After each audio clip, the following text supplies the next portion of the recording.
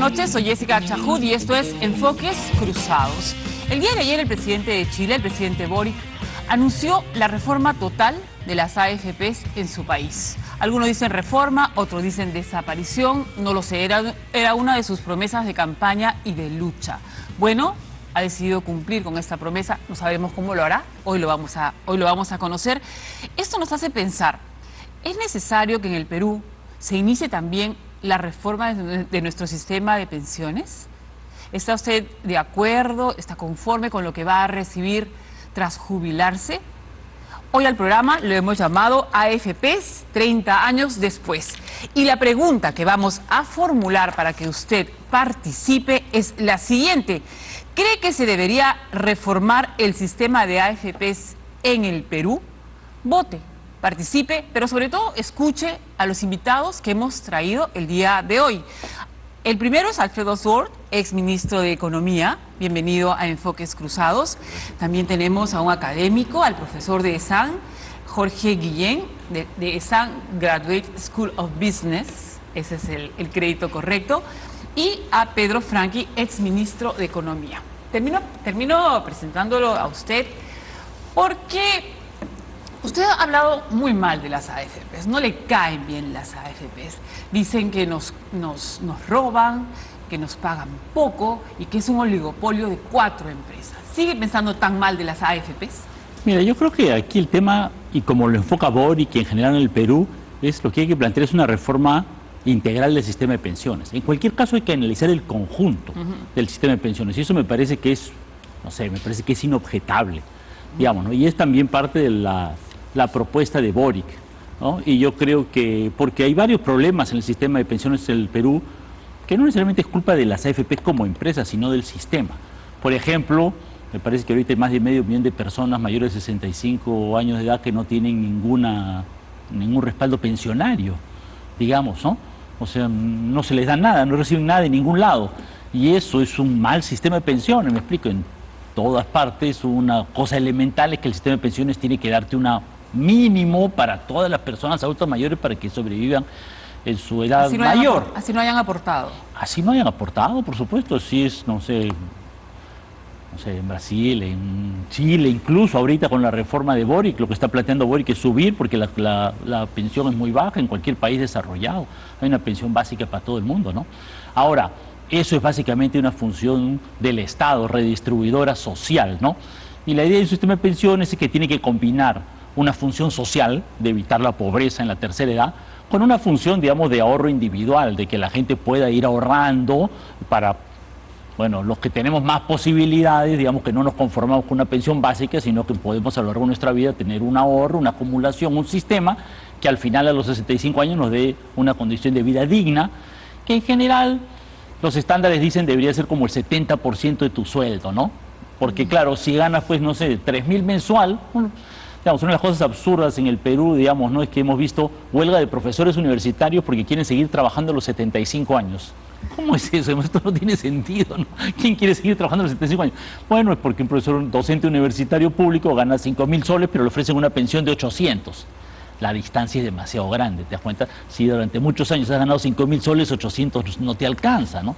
Entonces, se habla de una tasa de reemplazo de 70%, que es lo que debería buscarse en un sistema de pensiones, ¿no? Señor Tur, usted alguna vez dijo que no hay que tirar todo por la borda. ¿La propuesta que hace el señor Franklin es tirar todo por la borda? Yo no conozco la propuesta de Pedro. Pero fue pública, porque él fue jefe de la parte económica de Castillo, entonces sí habló muchas veces de eso. Yo creo que hay que ordenar un poco el sistema y creo que la propuesta de Boric va en ese camino. O sea, si lo vemos en términos muy sencillos, ¿qué es lo que él plantea? Que es parecido a lo que plantea Pedro. O sea, hay un primer pilar, que es un pilar financiado por el Estado. A nosotros se llama Pensión 65. Para Boric es una pensión mínima, que es lo que está planteando Pedro. Después, él crea un fondo de seguridad social con un aporte de 6%, que también hay un subsidio cruzado ahí para los que tienen menos ingresos.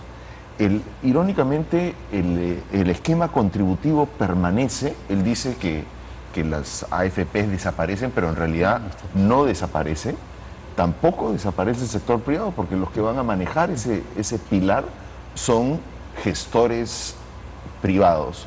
Y después reforma lo que nosotros conocemos como la renta vitalicia. Él pone todo el énfasis en la renta vitalicia y elimina el retiro programado, ¿no? Esto yo creo que en papel es muy similar a lo que nosotros planteamos con la reforma de protección social. La gran diferencia es que él le pone un acento muy público a su reforma. Nosotros le pusimos un acento mucho más privado. Lo que no me queda claro es cómo es que llegamos a lo que plantea Pedro, de pasar de unas pensiones que venían a ser el 25% del salario a 70% del salario. Eso no se explica y a mí me parece que ese es un gran reto. Recuerda que en Chile gran parte de las manifestaciones vinieron precisamente porque veían que las AFPs chilenas en realidad se estaban quedando con el dinero de ellos y como en muchos lugares se ha dicho que las AFP ganaban utilidades y los rendimientos de los afiliados eran muy bajos. Yo pienso que sí se puede organizar eso. Yo soy un creyente que hay que hacer una reforma. De hecho, hay una comisión que sesiona y me invitó el otro día a que dé mis comentarios, pero no me parece que vamos a ver la reforma en este gobierno ni en este Congreso. Creo que no es hoy día la prioridad, para ser muy sincero. Pero el presidente Castillo habló de desaparecer las AFPs en su campaña, pero no se ha dicho una sola palabra durante su gobierno, ni siquiera cuando usted fue ministro. Pero le vamos a dar, luego le vamos a dar la palabra a Jorge. ¿Ha leído usted el proyecto que ha mandado Boric al Congreso? El papel aguanta todo. La realidad chilena, ¿se puede aplicar esta propuesta de Boric a la realidad chilena? Bueno, en primer lugar, creo que todavía no es un buen momento para hacer una reforma. Coincido con los anteriores ponentes que todo es perfectible, se puede mejorar, pero quizás deberíamos enfocarnos en crecer, en acelerar la inversión, en generar empleo. Hay algunos puntos de la reforma que me preocupan, por ejemplo, el tema de la reforma chilena, no la propuesta. La propuesta porque todavía tiene que pasar por la Cámara de Diputados, senadores y todo. Y algún economista por ahí, Larraín, ha dicho que de repente se puede quedar en una de las cámaras, ¿no? La propuesta, por ejemplo, del aporte de los empleadores para el fondo colectivo, ¿no? Eso podría generar más informalidad, no necesariamente puede generar más empleo. Entonces estamos contradiciéndonos en una coyuntura internacional y local chilena, y también muy parecida a la nuestra, que estamos en un proceso pues, de desaceleración. Luego también hay un tema de estructuras tributarias que estarían aportando a la pensión garantizada universal. También, ¿no? Yo no creo que justo en estos momentos que la recaudación se ha venido abajo y la tenemos desde post-pandemia y pre-pandemia ¿no? con presiones tributarias muy bajas, no creo que... Hay puntos que sí me parecen, en mi opinión, rescatables, como el tema de generar competencia a través de una AFP estatal o una especie de IPPA o inversor público autónomo. Si es que funciona bien, o sea, con la premisa de que el servicio es bueno, ¿no? Porque siempre está el cuestionamiento de que el Estado de repente es un mal administrador, salvo el Banco Central o la SBS, que son unas entidades A1, ¿no? Pero si es que con la premisa de que te da el mismo servicio, te podría ofrecer una mejor comisión. Podría ser, es una propuesta, bueno, en mi opinión personal, de que yo sí la única que rescataría, porque las otras sí yo tendría mis cuestionamientos sobre su viabilidad. Pedro, acá el señor Ton le dice, ¿cómo podría el jubilado tener el 70% de su sueldo? Esa pregunta le lanzó.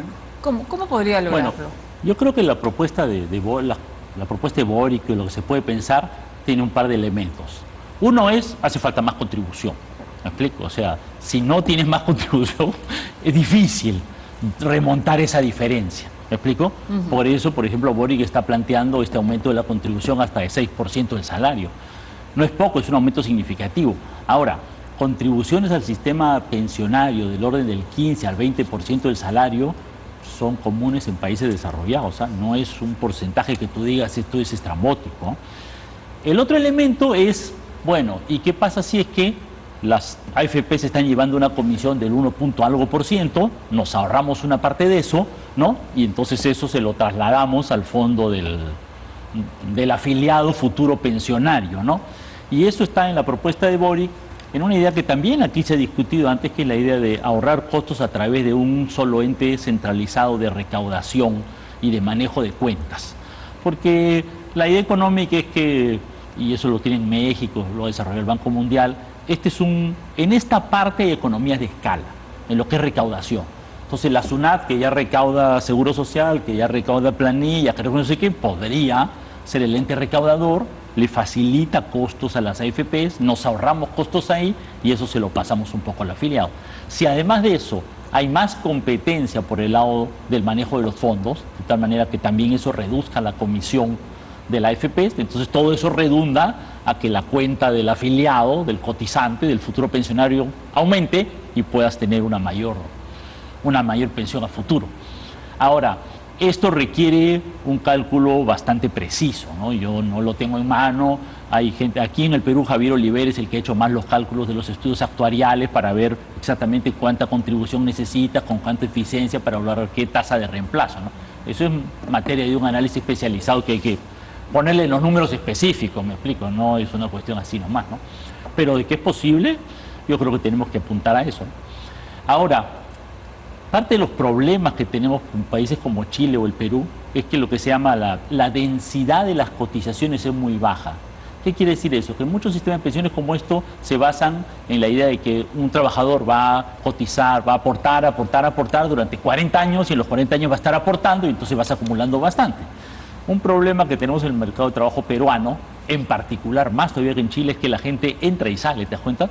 Mucha gente es trabajador formal un rato, otro rato no lo es, otro rato pasas tu servicio en horarios profesionales, otro rato eres informal y entonces al final no has cotizado 40 años, sino has cotizado 20. Y con 20 años de cotización no hay sistema que te aguante una pensión, o sea, no hay fórmula mágica en que con 20 años de cotización un sistema pensionario puedas tener una pensión del 70% de tu sueldo. Nomás no es posible, me explico, es algo que pongas una contribución tamaño gigantesco, que es inviable, ¿no?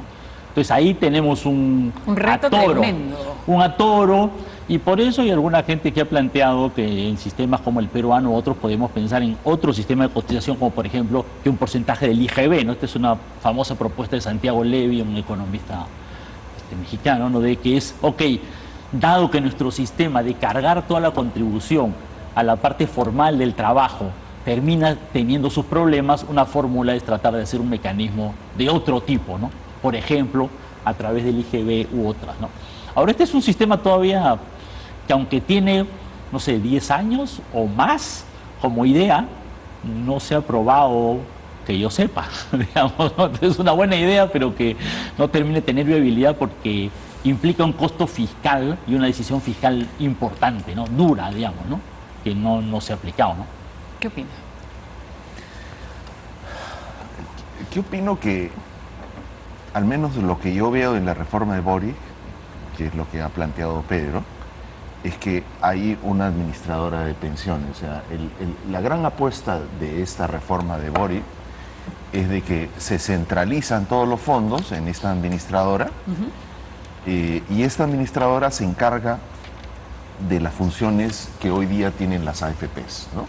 La función de recaudar, la función de esencialmente de ver lo que se llama los back offices, la función de hacer el marketing, etcétera, etcétera.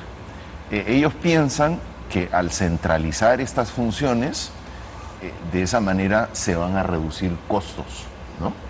Y que esos costos servirían para llegar al 70%. A mí me parece que es una apuesta, ¿cómo puedo decir? Es una apuesta un poco extraña. O sea, hay que ver realmente si los números cuadran o no cuadran. Nosotros cuando planteamos la Comisión de Protección Social, pues sí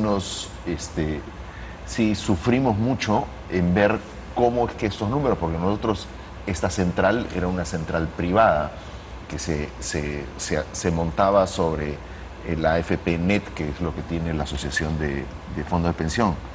Yo creo que si es que a Boris no le funciona la reducción de costos, el Estado va a terminar pagando esas pensiones y vamos a pasar a un sistema ya público en el que si el Estado no llega a ese 70% con esta reducción de costos, pues el Estado va a tener que meterse la mano al bolsillo y pagar esta diferencial, que es un poco lo que está planteando, porque él se está comprometiendo a aumentar las pensiones al 70% del salario. Es un compromiso que él está haciendo como presidente, ¿no? No es poca cosa.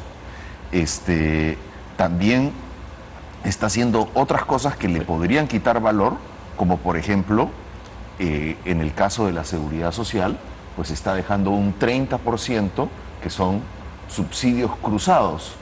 La pregunta es, ¿todos van a querer contribuir con su 6% sin evadir el pago de las pensiones? Pues lo que nosotros sabemos en el Perú es que solamente el 25% de la fuerza laboral contribuye a las pensiones y el otro 75% simplemente está afuera, ¿no? A mí me parece que es una apuesta bastante arriesgada de Boris. No me parece que los números cuadran. O sea, si él realmente quisiera convencer a la gente que esta es la reforma que va a solucionar los problemas, pues tendría que haber presentado todos estos números en blanco y negro y no los ha presentado. El otro tema que también es muy complicado es cuando pasamos hacia la renta vitalicia de un retiro programado. Si recuerdas, el retiro programado lo administran las AFPs. Y lo que le permiten a uno es sacar un monto de las pensiones y después programar el resto en función de sus necesidades del retiro. Ahí hay problemas tributarios muy importantes, porque a la hora que se sacan los fondos de las AFPs, la protección tributaria de las AFPs expira. Y por otro lado, para hacer una industria de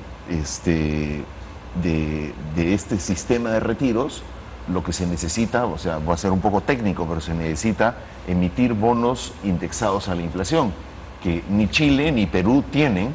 Sí lo tienen los Estados Unidos y es así como funcionan las rentas vitalicias.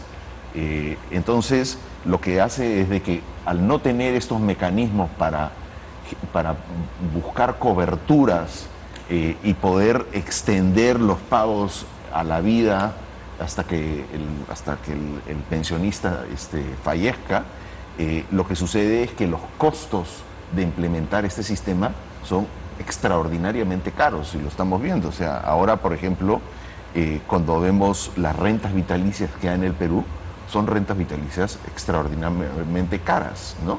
Precisamente porque no tenemos un mecanismo de protección en base a bonos indexados a la inflación. No existe ese mercado.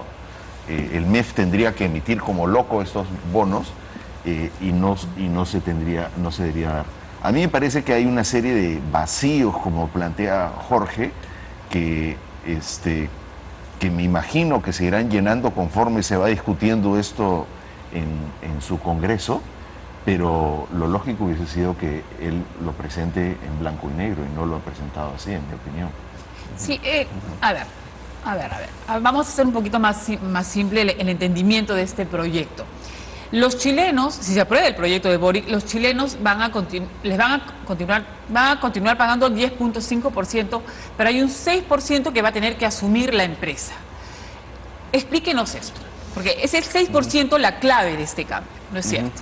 Sí, es gradual, ¿no? Es gradual, es que me parece que va cada año incrementándose, ¿no? De a poco, si va a pasar a un fondo colectivo. Así es. Y como una especie de subsidio cruzado por ahí, porque la idea de él es, como dicen Alfredo o Pedro, tenemos una alta informalidad.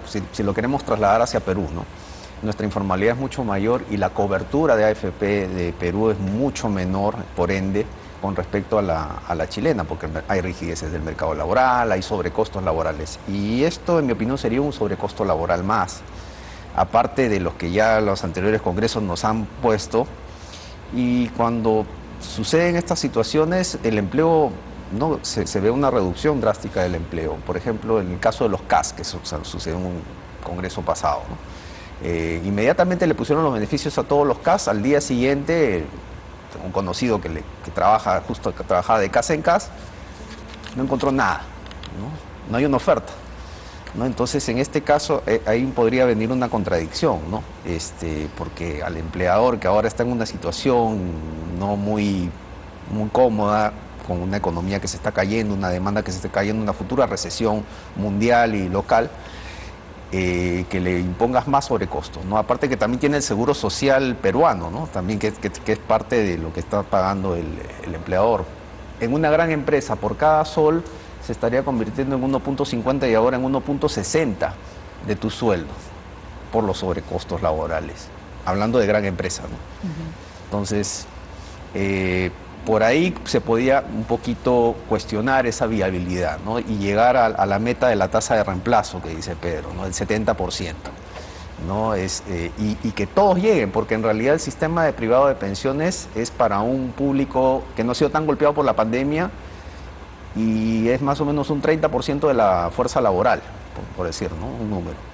Y llegar a todos, como el modelo sueco, finlandés, ¿no?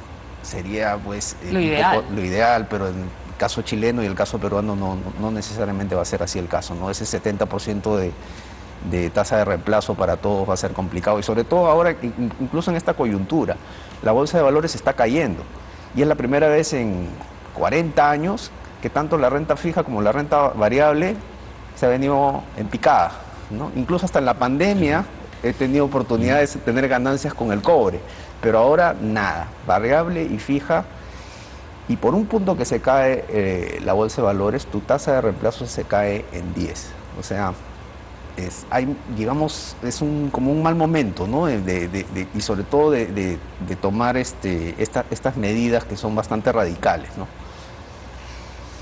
Pedro, ¿qué falló con lo de las AFPs? Ya tienen 30 años en el Perú y la gran mayoría quiere sacar su dinero, quiere administrar su dinero de diferente manera. ¿Qué se hizo mal? ¿Por qué no funciona? Mira, como te digo, para mí el primer punto es que el 70% no tiene pensión, no contribuye a ningún sistema. Y eso en realidad es una falla que no es de las AFPs, es del mercado laboral peruano y de la alta informalidad, ¿no? O sea, si yo diría el sistema de pensiones del Perú, ¿cuál es su punto más débil, su punto más crítico? Su punto más crítico es la cantidad de gente que no tiene nada. ¿Me explico, no? Pero ese es un problema más grueso que solo el sistema de pensiones. Es una verdadera tragedia. Pero tiene que ver con el conjunto de la informalidad, que ya es una gran discusión. No he estado dándole vueltas sobre eso, no escribiendo, porque es complejo, ¿no? Pero es otro tema, ¿no? Las AFPs en particular yo creo que tienen, a mi juicio, claro, un problema del sistema. O sea, es un sistema obligatorio con solo 4, entonces te das cuenta de que la competencia es limitada y como no te puedes salir, porque la otra opción en realidad es peor, ¿no? Entonces realmente es como yo, digamos, ¿no? Ok, yo soy muy partidario del sistema público, pero la ONP me ofrece 800 soles, ¿me explico? Mi tasa de reemplazo es totalmente inconveniente, ¿no? Entonces es un sistema que tiende al oligopolio, ¿no? Claramente. Y por otro lado, yo creo que también hay un problema en el Perú, que es que la gente quiere manejar su dinero. Hay poca cultura previsional de ahorro de largo plazo, nunca habíamos tenido un sistema como eso. Y también es verdad que muchas veces la gente, vivimos en un país pues donde hay muchas emergencias, poca protección social en general, mucha inestabilidad. Entonces hay muchos casos en los cuales que tu familiar tiene cáncer, que quieres construir tu casa, que hay un montón de otras razones por las cuales uno quiere el dinero. Y por lo tanto, cuando te ofrecen a los 65 años, mira, ¿no? Puedes dejar tu plata congelada para una pensión, te la puedes llevar. Mira, el 95% de mi plata y me la llevo. Que a mi juicio es como la demostración de que la gente no está contenta con el sistema. Porque si la gente estuviera contenta con el sistema, dejaría su plata ahí. ¿Me das cuenta, no?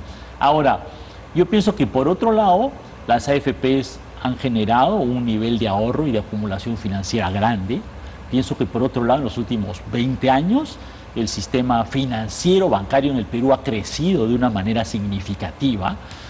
¿No? Yo pienso que hay un desarrollo importante en el tema de tecnologías de información, de nuevas posibilidades bancarias sobre la base de nuevas tecnologías, y que eso también te da otra potencialidad para enfrentar el tema de las finanzas, ¿no? Creo que todavía hay mucho desconocimiento del tema financiero en el Perú. Falta mucha educación financiera, pero por otro lado yo sí creo que las nuevas tecnologías y el desarrollo del sistema bancario y financiero en el Perú nos da la oportunidad para repensar esto de otra manera. Y yo hace ya algún tiempo, pero yo creo que ahora las condiciones están mucho más maduras para pensar que la parte de ahorro previsional, que creo que debe mantenerse una parte como responsabilidad individual, en cuenta individual, podría ser algo que fuera sujeto a mucho más competencia en el conjunto del sistema financiero, y creo que eso podría darle mucha potencialidad, digamos, podría disminuir los costos, que esté más cerca a la gente, facilitar distintas alternativas de inversión, mucho más plurales, ¿no? Yo creo que podría ser ventajoso. Alfredo, ¿qué hacen las AFP con nuestra plata? ¿Cómo la invierten? ¿Cómo ganan? A ver, en teoría lo que hacen las AFPs es de que tienen lo que se llama un vector de distintas inversiones, o sea, invierten en acciones, lo que está diciendo Jorge, invierten en acciones, invierten en bonos, invierten en acciones de Estados Unidos, en acciones de Europa. Lo que tratarían, o sea, lo que dice la teoría es que las AFPs deberían de buscar una diversificación dentro de los distintos activos financieros que hay en el mundo, no solamente los peruanos, de tal manera de obtener el mejor retorno al menor riesgo. Eso es lo que hace. Claramente los fondos también se dividen en función del fondo más riesgoso al menos riesgoso. Menos riesgosos son las personas que ya están a punto de entrar al retiro, los más riesgosos son los que recién entran ¿cómo se llama?, a contribuir. Hay lo que se llama una metodología que se llama el Strategic Asset Allocation, ¿no? Que es lo que utilizan los grandes fondos internacionales, ¿no? ¿Qué cosa significa esto? Es de que ese Strategic Asset Allocation es precisamente esa diversificación, pero por grupos de fondos, es decir, una parte la ponen en Perú, otra parte en Estados Unidos, otra parte en Europa, otra parte en Japón, y así se divide. Cuando uno se desvía de esta guía, entonces uno tiene que repensar si las inversiones que se han hecho son buenas o malas, ¿no? Lamentablemente las AFPs no se iniciaron así, sino que había menos organización y habían ciertos muchachos jóvenes que de repente decidían invertir, pues no sé, en Apple, o de repente decidían invertir en Google, y claro, se caía Google y todo el fondo se les caía. Y yo pienso que todas estas medidas debieron de implementarse desde el regulador para poder disciplinar a las AFPs de la misma manera que están disciplinados un BlackRock o los grandes fondos internacionales, ¿no? Lamentablemente no fue así, pero lo que sí coincido con Pedro es de que las AFPs sí generaron un gran aporte a la economía, ¿no? ¿Cómo así?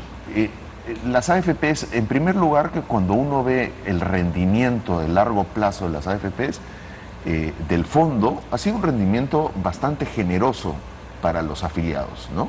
Más allá de los aportes de los afiliados, que eran relativamente bajos, eran 10% más el 3% para las comisiones y los otros seguros. Pero de lo que yo recuerdo, generaban un rendimiento de casi de 9%, lo cual, comparado a lo que rinde pues el S&P en Estados Unidos o los bonos de mercados emergentes, es un rendimiento bastante generoso. El problema, pienso yo, es cuando nosotros tratamos de hacer una reforma sin tomar en cuenta las cosas buenas que existían en el sistema anterior y cambiar lo que se necesita cambiar.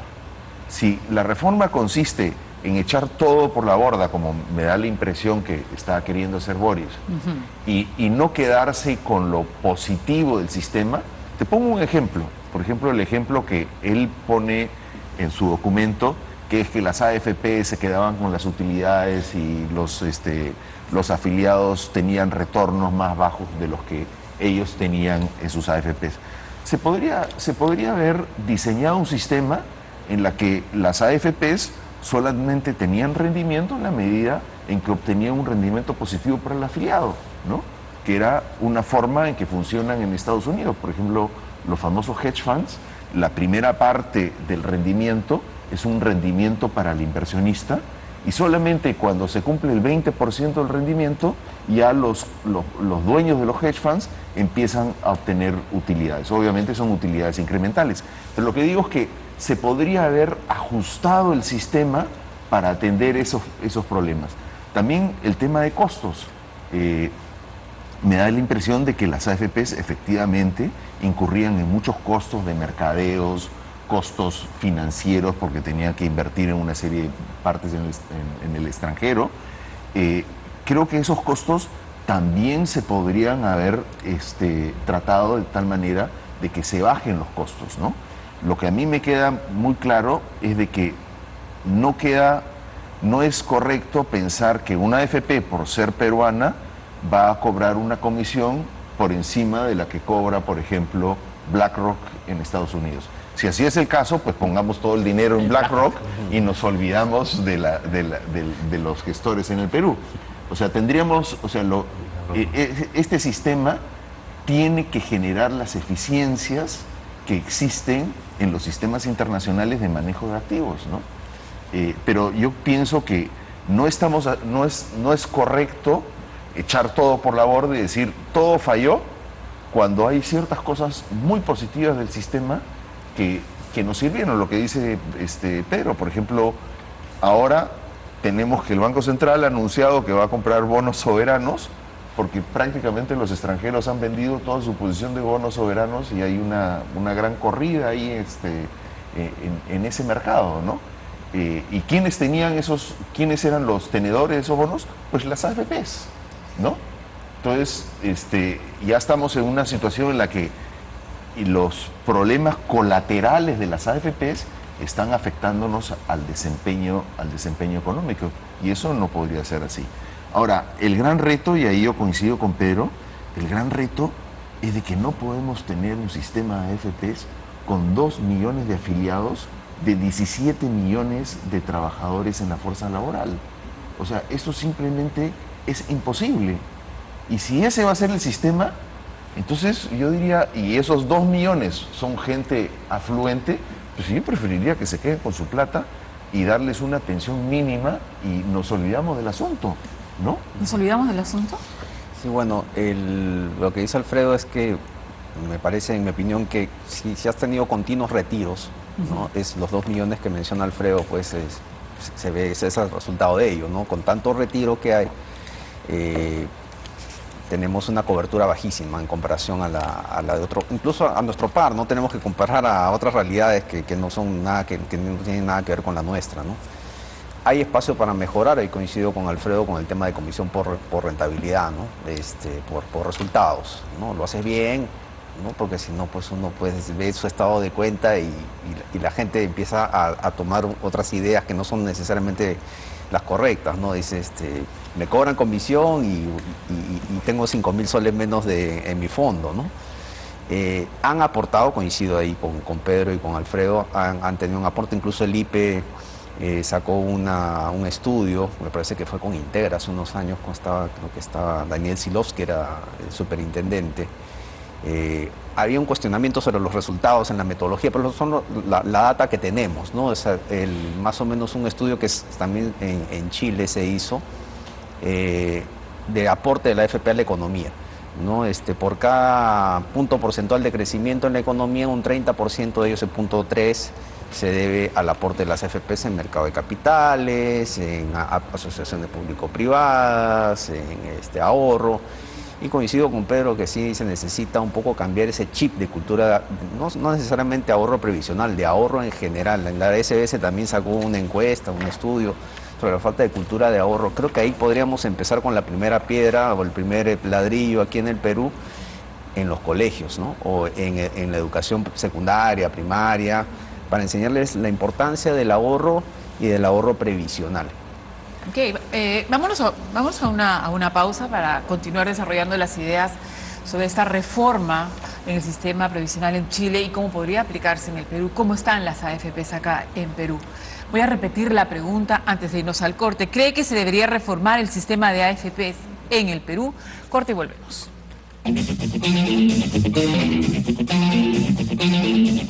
Estamos de vuelta en Enfoques Cruzados y estamos hablando de las AFPs. En el Perú ya tienen 30 años. Qué rápido se ha pasado el tiempo, Dios mío.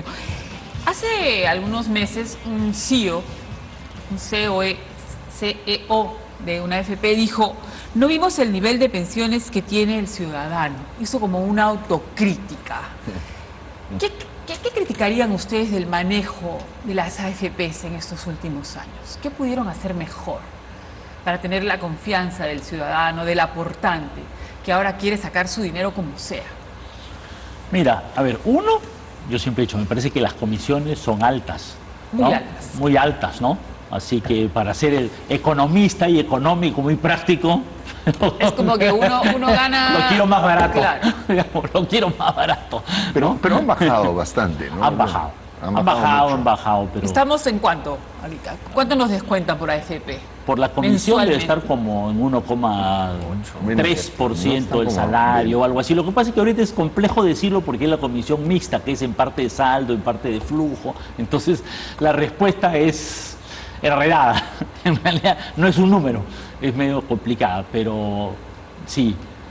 Y si uno lo compara, como dice Alfredo, con lo que te cobra un gestor internacional de inversiones como BlackRock, es como BlackRock que te está cobrando ahorita por un fondo de inversiones internacional 0,1% del saldo. ¿Me explico? O sea, te cobra la décima parte de lo que... Ahora es verdad que BlackRock maneja pues 7 trillones de dólares también, Alfredo, digamos, no seamos conscientes de que hay una escala, digamos, ¿no? Pero de todas maneras, la distancia es demasiado grande, digamos, ¿no? Demasiado grande por ese lado. Pienso que por otro lado ha faltado, creo, mayor diálogo de las FP con la gente respecto de fórmulas de flexibilidad. Yo creo que es como una especie de tragedia de dos lados, ¿no? Por un lado el sistema de FP es muy rígido y por otro lado el Congreso que de vez en cuando saca, no sé, un conejo del sombrero y saquen su plata por aquí, se permite esta cosa, si ahora se puede hacer por allá, sin ninguna visión de conjunto, ¿no? Me explico, ¿no? Como que hace pequeñas cositas que uno dice, bueno, ya, ok, ¿no? Sí, ya, pero ¿cuál es tu mirada general, ¿no? ¿Cuál es tu visión grande? No, saca tus 10.000 soles, ¿no? Que la verdad no...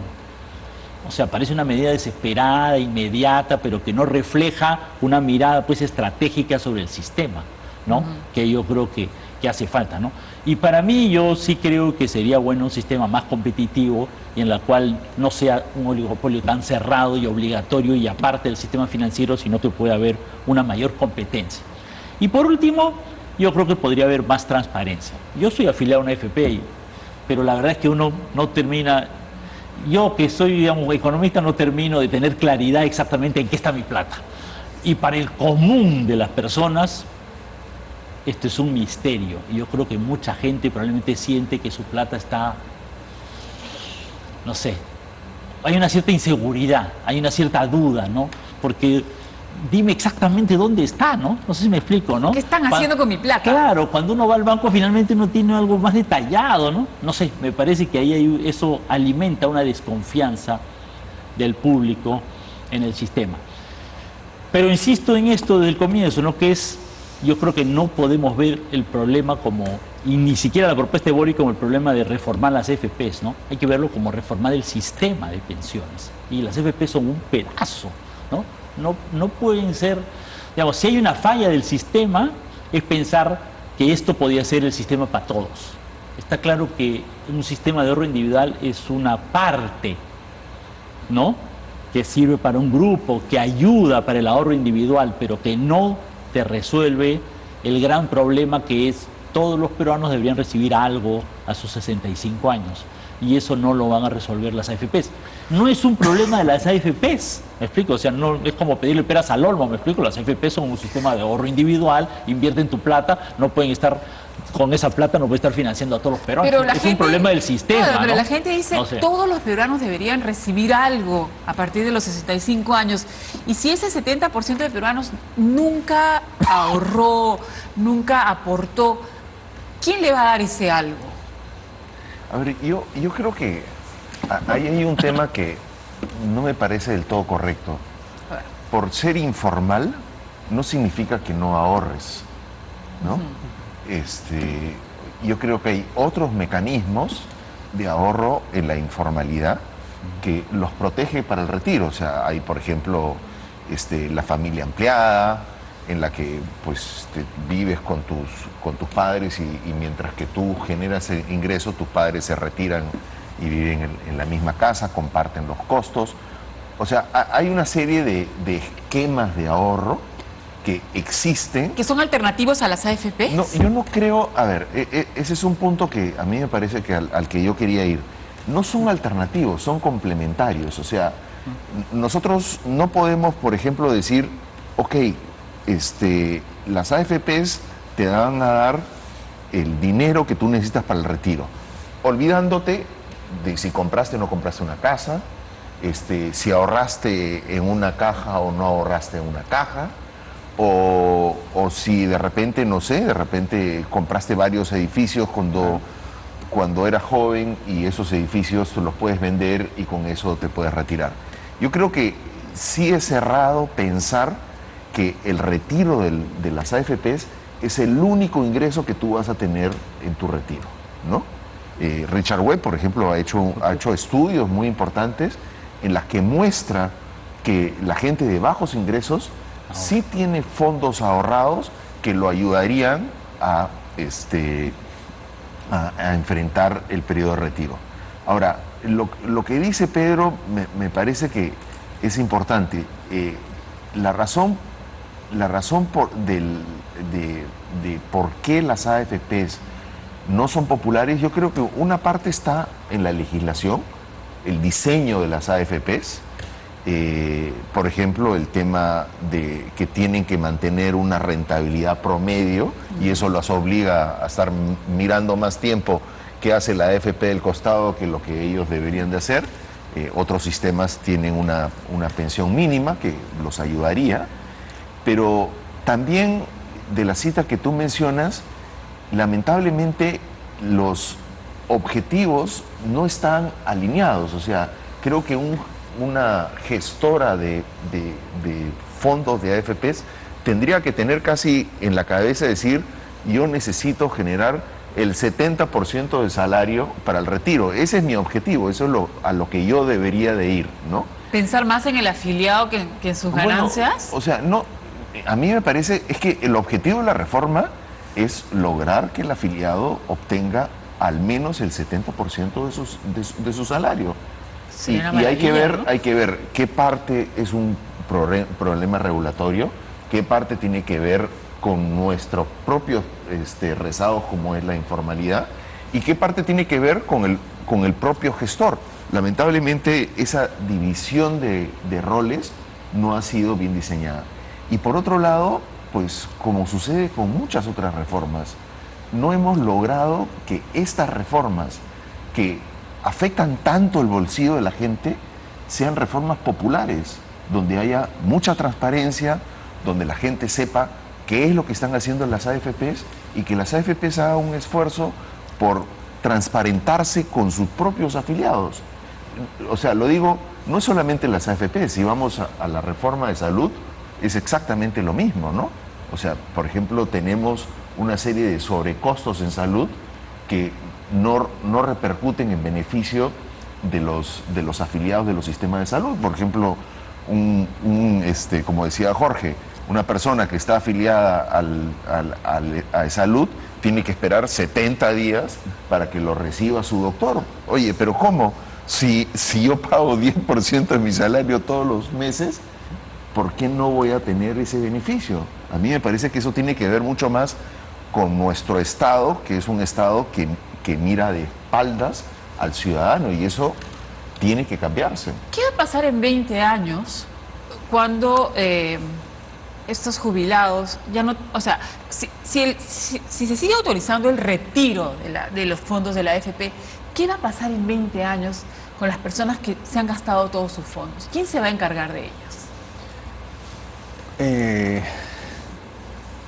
Tú dices en 20 años después de haber retirado los fondos. Claro. Bueno, ya no O sea, queda. los 85. ¿Qué va a pasar? Ya no queda mucho, ¿Quién ¿no? se va a encargar de esas personas que no tienen nada? Ya no queda mucho, y bueno, en línea con el tema de falta de cultura de ahorro previsional y el estudio de Richard Webb que menciona Alfredo, ¿no? Que indica que hay personas, sorprende que hay personas en estratos bajos que tienen un fondito, un ahorro, negocios, etcétera.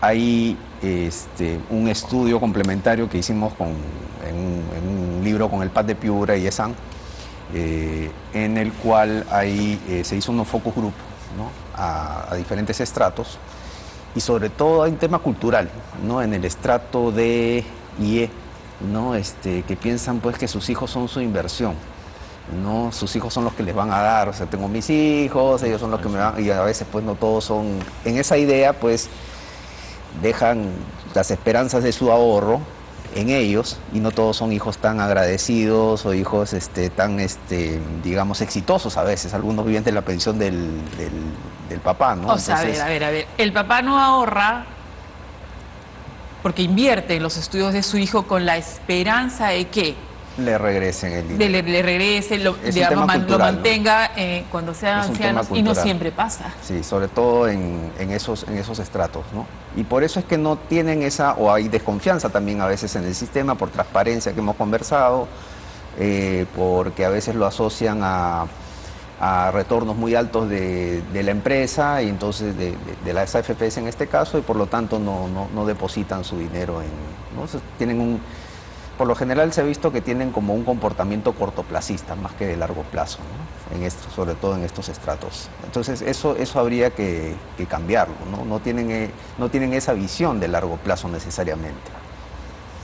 Ahora, digamos, para complicar el tema, yo te diría, esto también creo que habría que verlo en el contexto del cambio demográfico que estamos viviendo en el Perú y en el mundo. Porque en el Perú y en el mundo, y en el Perú en particular, estamos viviendo una situación de cambio demográfico en el cual el número de hijos que suele tener una persona, digamos una pareja, una joven, ¿no? No sé, en la generación de nuestros abuelos o 30 años atrás, una mujer podía tener en promedio 6 hijos, y hoy ya estamos más o menos en la tasa de reemplazo, que es 2 hijos más o menos en promedio por mujer, y yo creo que con un sector de clase media que ya está debajo de eso, ¿no? Me parece, y esto es en todo el mundo, ¿no? O sea, Japón ya está con población decreciendo, Corea está con una tasa de natalidad de 0.7, o sea, el promedio de hijos por mujer es sumamente bajo, ¿no? Y eso lo que genera es que a futuro tú lo proyectas esos 30 años y vas a tener una población en la cual vas a tener una población de adultos mayores mucho mayor, ¿no? Hoy la población de adultos mayores en el Perú pues será algo del 15% más o menos del total, ¿no? Pero si tú lo proyectas a 30 años, eso va a incrementarse significativamente, ¿no? Menos niños, pero eso significa también que toda esta población entre, digamos, 25 y 60 años, o 25 y 50 años, tienen menos hijos, pero tal vez tenga que encargarse más de los padres. Ahora, en los sistemas modernos, eso funciona a través del sistema financiero, a través del sistema de pensiones. O sea, un japonés, ¿no es cierto?, no depende de los hijos para mantenerse, el Estado le va a pagar su pensión. ¿Me explico? Los países modernos, financieramente modernos, en Estados Unidos la gente llega a la edad adulta y no tiene que depender de los hijos, ¿me explico? Ya su propio sistema pensionario y de ahorro le da su respaldo para su vejez. Ahora, en países como el Perú, ¿no? Si no tenemos una reforma de pensiones, por el camino por el que vamos por un camino en el cual vamos a tener una población adulta mayor grande, probablemente sin cobertura de pensiones o con una cobertura de pensiones muy baja, ¿no? Digamos, quizás ¿no? Digamos, proyectando, no es lo deseable, ¿no? Pero mira, hoy lo que tenemos como pensión mínima es pensión 65 que te da 125 soles mensuales, ¿no? 125 soles mensuales, ¿me explico? ¿Quién puede pretender vivir con 125 soles mensuales, ¿no? Como dice Alfredo, la única forma, a mi juicio, es que no solamente tienes eso de respaldo, sino que a lo largo de tu vida lograste construir tu vivienda, quizás tienes 2 cuartos más que puedes alquilar, quizás tienes tu bodeguita que manejas junto a tu sobrino, no sé si me explico, hay una serie de otros mecanismos de ahorro informal que tiene la gente. Pero esto se combina con el hecho de que a veces hay, digamos, nosotros decimos catástrofes, situaciones catastróficas de la familia. A una familia se le puede, conozco un caso reciente, quemar la casa, ¿no? Entonces la persona puede haber avanzado, hecho un esfuerzo de ahorro a lo largo de su vida y infortunadamente a veces a los 60 años, no sé, una enfermedad grave, pero de salud no te cubre, ¿no es cierto? Entonces, ¿qué hago? Tengo mi ahorro acumulado, pero veo que mi familiar está en una situación crítica. Bueno, es muy normal de que sacrifiquemos nuestros ahorros por salvar la vida de alguien, pero luego, ¿qué te queda para futuro, no? Entonces, ese es otro problema adicional, que el conjunto del sistema de protección social te dificulta ese ahorro individual. El ahorro individual tiene un sentido de vejez, pero también es de donde vas a sacar ante cualquier emergencia, que en el Perú no son pocas, ¿no? Un huaico, una inundación, una enfermedad grave, y el Estado quizás te ayude, quizás no. Esa es nuestra realidad, ¿no?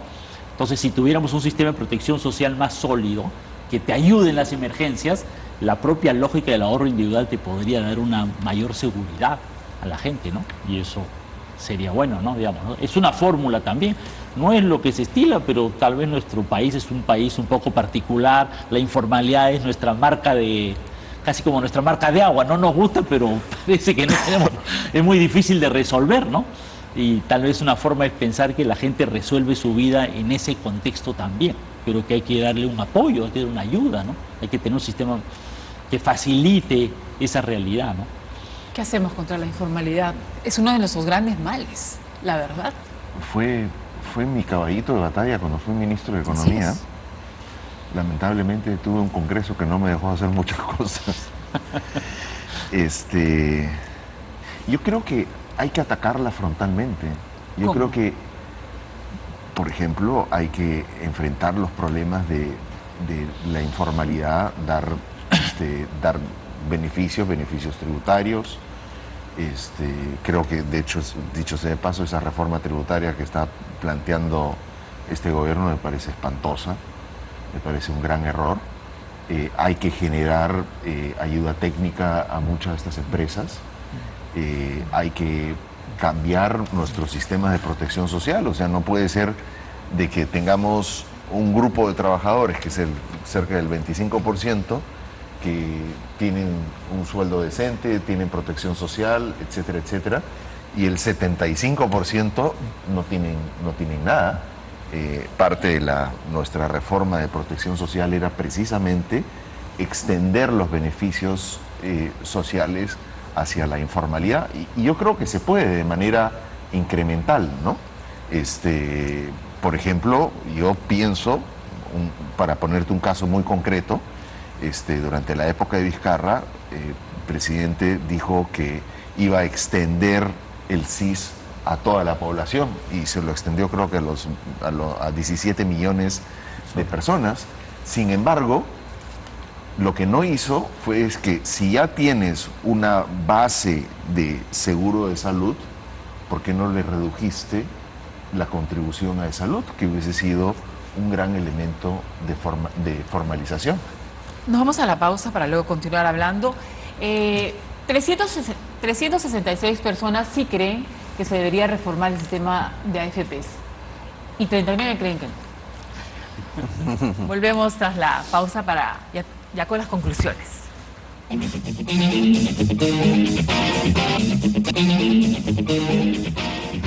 ¿El Perú está en un momento adecuado para iniciar una reforma en su sistema de pensiones? ¿Sí o no? Mira, yo creo que políticamente no. Yo creo que socialmente, económicamente es muy necesario. Mucha gente no tiene, el sistema no es bueno. Además, como he dicho, el Congreso va haciendo cosas que le va como mordiendo pedacitos de una manera desordenada. Yo creo que un congreso, digamos, se intentó una propuesta cuando Alfredo Turner era ministro con la Comisión de Protección Social, una propuesta que puedo tener mi discrepancia, pero una propuesta interesante. La Comisión Omonte en el congreso anterior, ¿no? Hizo una propuesta que a mi juicio, mira, era una base de discusión, pero yo ahorita veo que requiere una capacidad de ponerse de acuerdo con un congreso reflexivo, me explico, que actúe realmente pensando en los próximos 30 años, porque además una reforma del sistema de pensiones no es para el otro año, ¿no? Tiene que tener una mirada de largo plazo. De todas maneras es así, me explico, el sistema de pensiones no es de corto plazo y largo plazo. Entonces, yo creo que necesitas unas condiciones de un congreso y un gobierno y un acuerdo político que me parece que no las tenemos hoy. Boric mismo lo que ha hecho es una propuesta al Congreso y tiene que pasar por las dos cámaras, o sea que aquí todavía vamos... Yo creo que ahí todavía hay tela por cortar, digamos, en lo que va a pasar en Chile, ¿eh? No creo que la cosa esté ya definida, digamos, no me parece.